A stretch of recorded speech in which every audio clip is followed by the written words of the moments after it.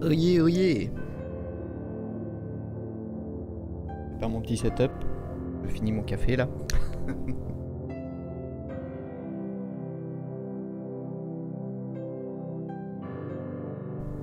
Très mauvais café.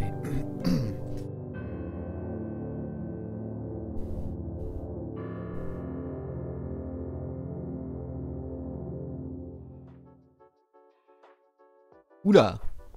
Oula. Bienvenue à vous. Alors, qu'est-ce qui se passe? Ça commence mal. Bon, les notifications sont pétées. Faudrait que je regarde ça, c'est pas grave. Alors, aujourd'hui, qu'est-ce qui va se passer? Eh ben, on va parler DMCA. Parce que quand j'ai lancé mon stream l'autre jour, j'avais mis une petite playlist soi-disant dédiée à Twitch, enfin prévue pour Twitch.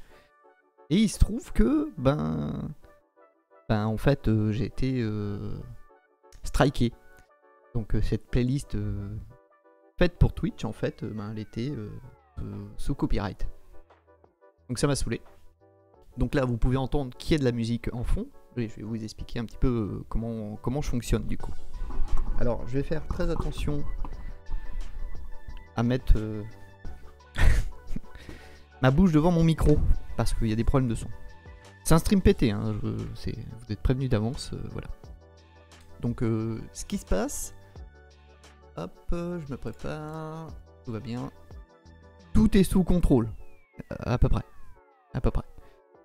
Donc j'ai même un deuxième écran maintenant.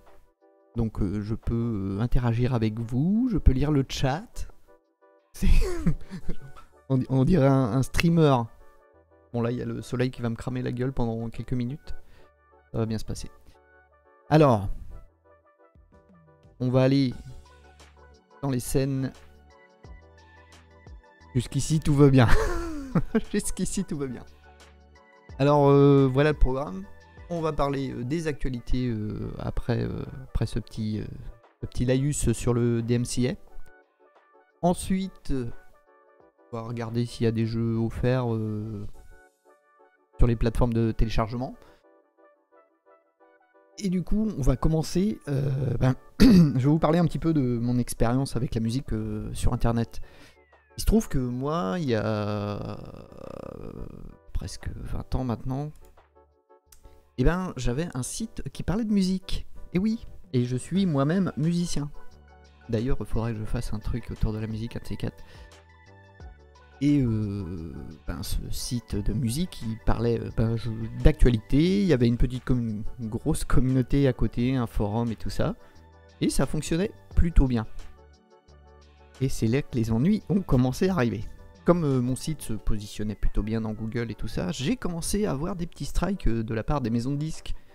Alors ça a commencé par... Le problème c'était que j'utilisais des pochettes d'albums dans mes articles. C'était il y a un moment, hein, mais on en était là. Donc, ok, j'ai pas le droit de montrer les pochettes d'albums. Du coup, je mettais plus les pochettes d'albums dans mes articles.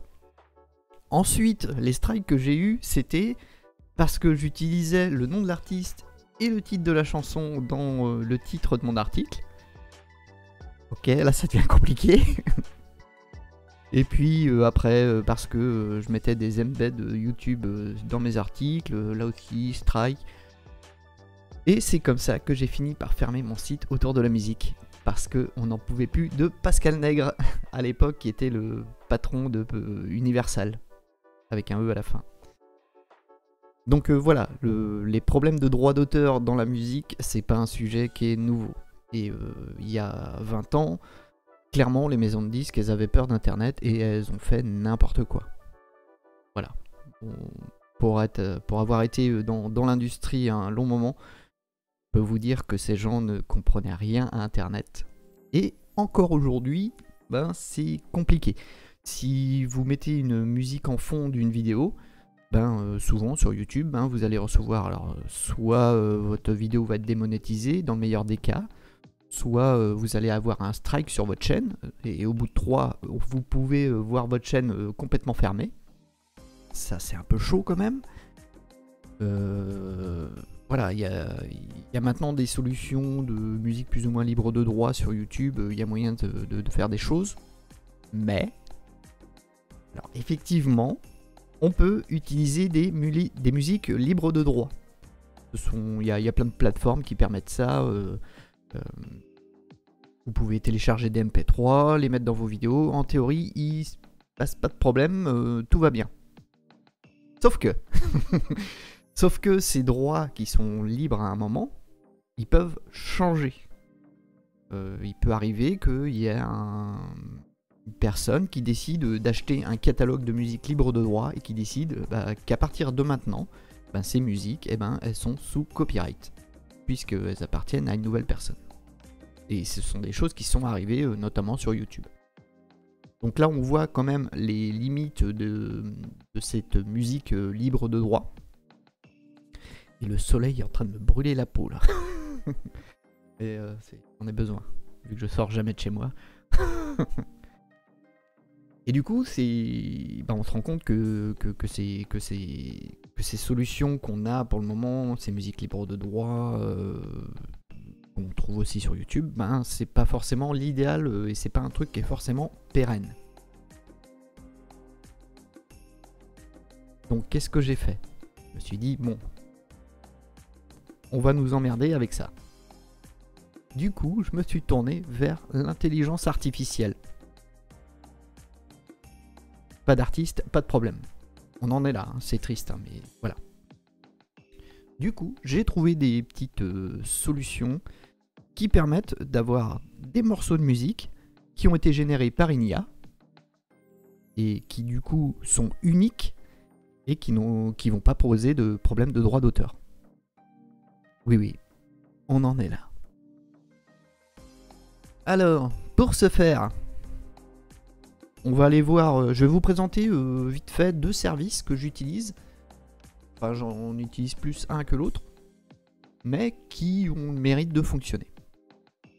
Alors le premier, c'est Mubert. Alors ça, c'est un projet qui est open source. Oui, c'est open source. En revanche, c'est pas gratuit. On peut tester le système et tout ça sans problème. Vous pouvez aller, c'est mubert.com. Vous pouvez tester le service, générer des morceaux. Alors là, il y a des... Je pense que... Ce qui marche bien sur ce site, c'est les moods. Alors voilà, on a plusieurs catégories. Il y a des trucs calmes. On peut même faire de la musique érotique apparemment. Écoutez, on va faire ça. Hop.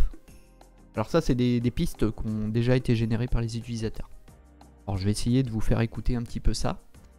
Alors ce que je vais faire, c'est que je vais couper la musique en fond, histoire qu'on se concentre bien sur ce qu'on est en train de faire. Vous avez vu la maîtrise du stream un peu là quand même? J'aimerais qu'on apprécie. Alors voilà, je vais mettre en lecture ce truc.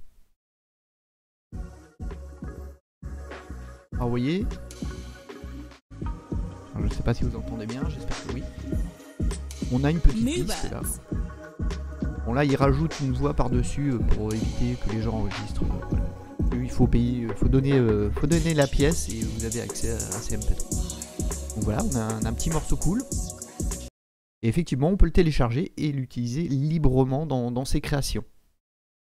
L'avantage de ça, c'est que cette piste, elle est unique. Ça veut dire que, à moins qu'il y ait un artiste qui refasse exactement le morceau, ce qui est peu probable, ce morceau il est unique, donc il ne sera pas reconnu par les robots. Donc ça sera un morceau qui vous appartiendra réellement. C'est un peu comme si c'était votre musique que vous avez créée vous-même. Et c'est pas totalement faux puisque vous allez le générer vous-même sur ce service. Et je trouve ça efficace pour se débarrasser complètement des MCA. Même si parfois... Bon, bref, les robots, ça marche pas toujours comme il faudrait. Alors, Mubert, c'est un concept plutôt cool. Ça marche un petit peu comme chat GPT. On peut lui dire, fais-moi un morceau. Alors, je vais écrire chill, trip-hop, ambiante. On va se dire qu'on se fait une musique de fond, voilà, genre pour un stream, un truc comme ça. Là, il me génère un titre grâce à l'IA. Alors, je sais pas combien de temps ça prend en version gratuite comme ça. Alors, évidemment, si vous payez, le service est bien plus efficace et tout ça. Donc voilà, il vient à l'instant, là, devant, sous vos yeux ébahis. Je viens de générer ce petit morceau de musique. Bon, voilà. Après, il faut faire des essais, il y a moyen de mettre des prompts un peu plus pertinents, plus précis. Mais je sais que sur Mubert, là, le plus efficace, c'est effectivement ces trucs-là. Vous pouvez cocher, vous voyez, Beautiful, Célébration, Groovy. En fonction de ce que vous avez envie, eh ben, vous pouvez générer un morceau de musique comme ça. Alors moi, ce que j'ai fait sur Twitch, j'ai utilisé un autre service, je vais vous le montrer après. J'ai généré, grosso modo, 2 heures de musique comme ça, j'ai fait plein de petits morceaux. Je les ai collés à la suite dans un éditeur audio. Et c'est ce titre de 2 heures finalement qui me sert voilà, à faire la musique de fond de mon stream. Donc j'ai 2 heures de musique libre de droit qui tourne en fond et qui sera jamais striké. Voilà. Je trouve ça dommage, j'aurais aimé pouvoir mettre de la musique que j'aime en fond et éventuellement faire découvrir des artistes aux viewers. Mais on n'a pas le droit de le faire. C'est génial. D'ailleurs, il y avait je voulais parler de ça. À l'époque où on avait encore le droit de faire des choses sur internet, il y avait eu ce gros buzz autour d'une vidéo d'un aquarium, c'était Curiosity, je crois, un truc comme ça. Un des plus gros aquariums d'Europe ou je ne sais plus, enfin bref. Il y avait un gars qui avait filmé ça pendant 5 minutes et il avait mis une musique d'un artiste, enfin d'un groupe qu'il aimait bien en fond. Donc ça faisait une très jolie vidéo et ça avait cartonné. Là, il doit y avoir plusieurs dizaines de millions de vues à l'heure actuelle sur cette vidéo. Et ce buzz a profité au groupe qui s'est fait connaître comme ça. Aujourd'hui, ce groupe tourne toujours, ils sont très populaires, ils sont très connus. Et notamment grâce à cette fameuse vidéo qui avait été très virale à l'époque. Aujourd'hui, c'est une chose qu'on ne peut plus faire. Si demain, moi, je fais une vidéo qui peut être potentiellement virale et que je mets, je sais pas moi, la musique de Radiohead par exemple, ben, elle va être strikée. Et à ce moment-là, ben, l'artiste perd de la visibilité en gros. Et c'est très con. Bon, pour Radiohead, c'est pas un problème, mais pour un petit artiste, on peut imaginer que j'ai un petit groupe que personne n'écoute et que j'ai envie de faire découvrir sur YouTube. Et ben, c'est un truc que tu peux pas faire aujourd'hui. Et je trouve ça très regrettable. Voilà pour l'aparté. Alors, un autre service que moi je préfère, parce que je trouve qu'il génère, je dirais, des morceaux plus pertinents. Ça s'appelle Sandro. Alors aujourd'hui ça rame un petit peu, je sais pas trop. Je vais me connecter. Ça va bien. Donc c'est ce service-là que moi j'ai utilisé pour générer la musique que vous entendez en fond actuellement. Alors ce que j'aime bien dans ce service, c'est qu'on peut générer un morceau et derrière on peut l'éditer. Et ça c'est super cool. Ça permet pour ceux qui ont envie de s'amuser un petit peu à faire de la musique, il y a moyen de créer des morceaux à partir de samples en gros. Hein. L'IA va nous générer des samples, après les mix ensemble, voilà. Et ce service nous permet d'avoir la main là-dessus. Ça veut dire qu'on peut faire ces morceaux, on peut faire son petit build-up, voilà, mettre le tempo au bon moment et tout ça. Et ça, je trouve ça cool. Après, ça demande plus de temps. L'idée aussi, c'est, voilà, je génère un morceau, je peux l'utiliser tout de suite. Alors, je vais essayer de vous faire écouter un petit peu aussi ce que propose Sandro. Alors là, pareil, hein, c'est des morceaux qui ont déjà été générés. On est sur des trucs un petit peu jolis, quoi. Alors moi, je suis je fais de la musique chill et tout ça. il y a moyen de faire d'autres genres, hein. Vous pouvez faire des trucs un peu plus rock, voilà. On va d'ailleurs essayer de faire ça. Alors par contre, pareil, sur Soundraw, ça marche à base de mood. Et ça, c'est plutôt bien. Alors on peut choisir la longueur du titre. On va mettre 3 minutes, histoire que ce soit pas trop long à générer. Alors on choisit le tempo, on va mettre normal, truc. Alors un mood. Alors qu'est-ce qu'on veut nous, tiens, un petit truc joyeux. Hop.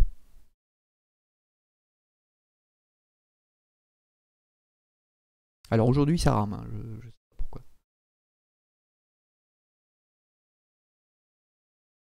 Et voilà. Et tous ces morceaux-là, alors bien sûr pareil, si vous payez l'abonnement, ben, vous pouvez les utiliser dans vos créations. D'ailleurs, la licence parce qu'il y a des petits malins qui vont se dire tiens, je vais pouvoir générer du contenu très facilement. La licence, elle est très claire en fait, c'est il faut utiliser ces morceaux pour des créations que vous faites. Je vois venir certains, genre je vais télécharger un MP3 là-dessus, je vais prendre une vidéo stock et je vais me faire une vidéo ambiance sur YouTube et ça va me faire des millions de vues, alors ça c'est interdit du coup. En revanche, si comme moi vous utilisez ben, voilà, Twitch, TikTok, YouTube et tout ça, et ben là vous avez le droit d'utiliser ces morceaux sur vos créations propres. Et ça me paraît être une licence plutôt convenable, voilà. C'est pour éviter, je pense, des gens qui spammeraient en utilisant le service, quoi. Et oui, je pense que c'est très bien. Après, c'est aussi, je pense, pour cette plateforme, très difficile pour eux de reconnaître un morceau qui a été généré par leur service. Donc je pense qu'il y a toujours moyen de prendre une vidéo stock, de prendre un MP3 là-dessus et de faire une vidéo avec ça. Et je pense qu'ils s'embêtent pas trop à chercher les gens qui feront ça. Et très sincèrement, je crois qu'il y en a pour 20 balles par mois, Soundraw. Voilà, vous payez 20 balles, vous avez un catalogue quasi illimité de titres uniques. Ben, ouais, let's go, hein, franchement. Alors, je crois qu'ils... Ouais, par contre, c'est leur service. Je crois qu'on peut plus éditer les morceaux, par contre. Ça, c'est un peu dommage parce que c'était un des fonctionnalités qui était intéressante. Alors, c'est peut-être dans la version payante parce que là, j'ai pas repayé du coup. Mais bon, voilà, le si peu que je vous ai fait écouter, vous voyez que c'est des morceaux crédibles, j'ai envie de dire, hein. Bon, après, quand on est musicien, qu'on écoute de près, on se rend bien compte que oui, effectivement, il y a des parties qui sont pas... c'est pas très bien pensé forcément. Mais là, typiquement, là, sur mon stream, c'est ça qui tourne en fond, ça fait le café, voilà, ça met l'ambiance. Écoutez, hein. Tout va bien. Donc voilà, je voulais vous parler de ça. Je pense que j'essaierai de faire des petits, pas des événements spéciaux, mais bon voilà, des petits sujets comme ça de temps en temps, pour ne pas juste parler que de jeux vidéo. Je trouvais que c'était des services, alors Mubert et Soundraw sont deux services, parce que j'en ai testé pas mal. Et très honnêtement, ce sont les meilleurs que j'ai trouvés. Voilà. Donc j'espère que ça vous plaira, que ça vous intéressera et que vous trouverez une utilité à ces trucs-là. Moi personnellement, ouais, ce sont des outils que j'utilise au quotidien maintenant parce que bon, sur TikTok c'est un peu différent. On peut utiliser, voilà, la plateforme est pensée pour utiliser de la musique. En revanche, sur YouTube, oui, effectivement, j'utilise ces morceaux générés par des IA. Même si, encore une fois, j'aurais aimé utiliser des vraies musiques. Voilà, on fait avec ce qu'on a et il faut faire face à des grandes maisons de disques qui comprennent toujours pas grand chose à Internet. C'est dommage. Donc voilà.